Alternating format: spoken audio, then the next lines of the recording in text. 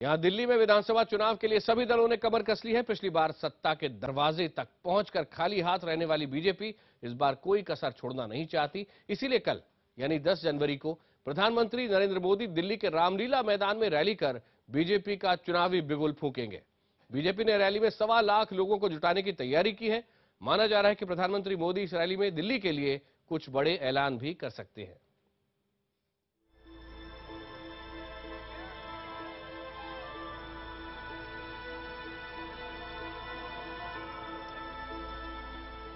दिल्ली में बीजेपी अपने सबसे कामयाब चेहरे पीएम नरेंद्र मोदी के नाम पर चुनाव लड़ेगी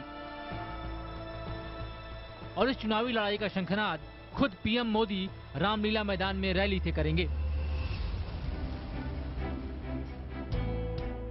पीएम की रैली के लिए रामलीला मैदान को पूरी तरह सजाया संवारा गया है। लोगों को लाने ले जाने के लिए 2700 बसों को लगाया गया है। सुरक्षा के लिए एसपीजी और राजस्थान पुलिस की भी सेवाएं ली जा रही हैं। रैली को पीएम के अलावा बीजेपी के राष्ट्रीय अध्यक्ष अमित शाह भी संबोधित करेंगे। देखिए, मुद्दे बिल्कुल साफ हैं कि जिस तरीके से पार्लियामेंट चुनाव में जब हम जीत करके आए थे और दिल्ली की जनता से जो हमने वायदे किए थे, 7 एमपी हमारे जीते थे और उसमें निश्चित रूप से हमने कुछ ना कुछ अपने वायदे कहे थे कि दिल्ली को हमको कैसा बनाना है और केंद्र सरकार ने उन वायदों को काफी तरह से अपनी तरह से पूरा करने का प्रयास किया है।